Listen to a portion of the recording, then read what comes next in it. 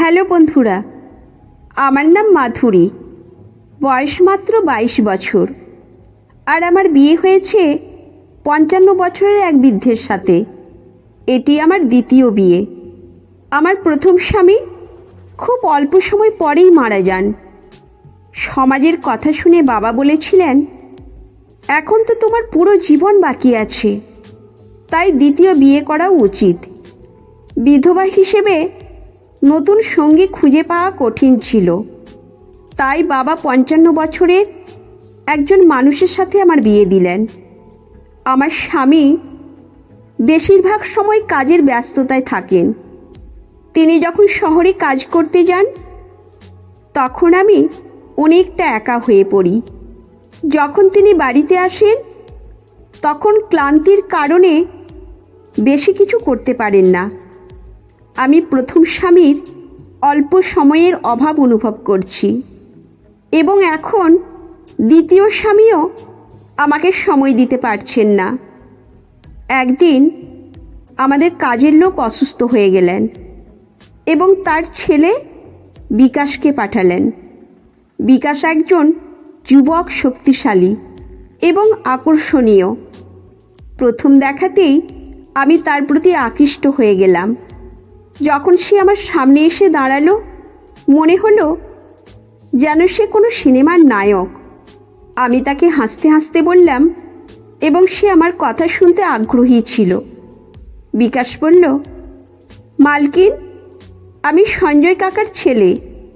বাবা অসুস্থ, তাই আমাকে এখানে কাজ করতে পাঠানো হয়েছে। আমি তাকে বলে দিলাম, ঠিক আছে, কিন্তু বাড়ির কাজের পাশাপাশি আমার মানসিক শান্তিও তোমাকে রাখতে হবে। বিকাশ অঙ্গীকার করল, আমি চেষ্টা করব যাতে আপনি খুশি থাকেন। একদিন আমার স্বামী শহরে কাজে বের হওয়ার আগে বললেন, তোমার জন্য চিন্তা করছি। সঞ্জয় কাকাকে রেখে গেলে তোমার কি হবে? আমি হাসতে হাসতে বললাম, কোনো সমস্যা নেই, বিকাশ তো আছে, সে আমার দেখভাল করবে। স্বামী চলে যাওয়ার পর আমি বেশ খুশি হলাম যে বিকাশ আমার কাছে আছে। বিকাশ যখন কাজ শুরু করলো, আমি তাকে মাঝে মাঝে দেখছিলাম।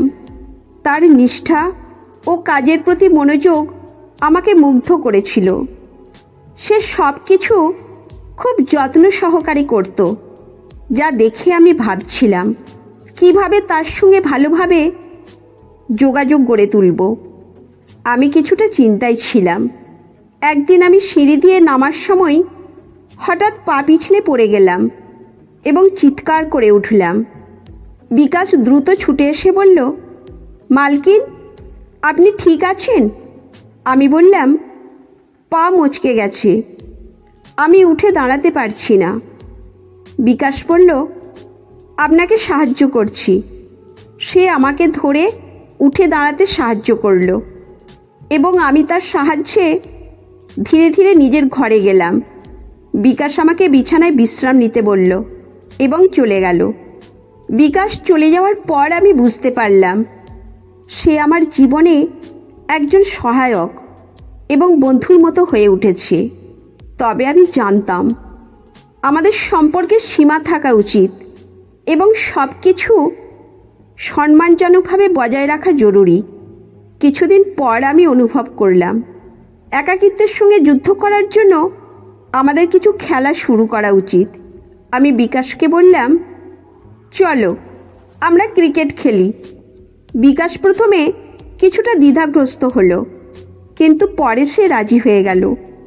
আমরা উঠানে ক্রিকেট খেলা শুরু করলাম। বিকাশ খুব ভালো খেলছিল এবং আমার সমর্থন করতে লাগলো।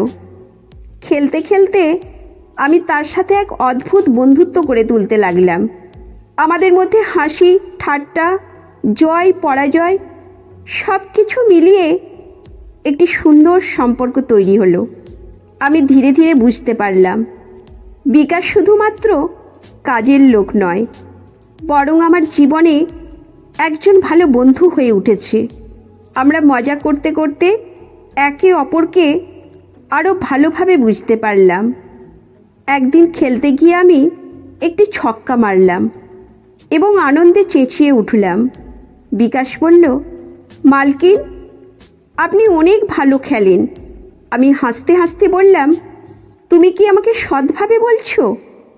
বিকাশ উত্তরে বলল, জি সত্যি, আপনি অসাধারণ। এই খেলাগুলো আমাকে কিছু শিক্ষা দিল। আমি বুঝতে পারলাম সম্পর্কের মাঝে খেলার আনন্দ ও হাসি থাকা খুব গুরুত্বপূর্ণ। একাকিত্ব দূর করার জন্য খেলার মাধ্যমে আমরা একে অপরের সাথে সংযুক্ত হতে পারি। অবশেষে আমি বুঝতে পারলাম সঠিক সম্পর্ক গড়ার জন্য কেবল শারীরিক নয়, মানসিক ও আবেগীয় সংযোগও জরুরি। এই সম্পর্ক আমাদের জন্য আরও সুখের এবং সুস্থ রাখতে সাহায্য করবে। একাকিত্ব দূর করার জন্য শুধু একজন বন্ধু প্রয়োজন নয়, বরং একটি সুস্থ সম্পর্ক ও খেলার মাধ্যমে সেই সম্পর্কে গড়ে তোলা জরুরি। খেলাধুলা মানুষের মধ্যে বন্ধুত্ব ও সম্পর্কের বাঁধনকে আরও দৃঢ় করে। আবেগীয় সংযোগ করার জন্য একজনের সঙ্গে সময় কাটানো, হাস্যরসের মাধ্যমে একে অপরের প্রতি আগ্রহ বৃদ্ধি করা গুরুত্বপূর্ণ। তো বন্ধুরা, এই গল্পটি যদি আপনাদের ভালো লেগে থাকে তাহলে অবশ্যই চ্যানেলটি সাবস্ক্রাইব করবেন এবং আপনার মূল্যবান মতামত জানাবেন। ততক্ষণ পর্যন্ত ভালো থাকুন, সুস্থ থাকুন। ধন্যবাদ।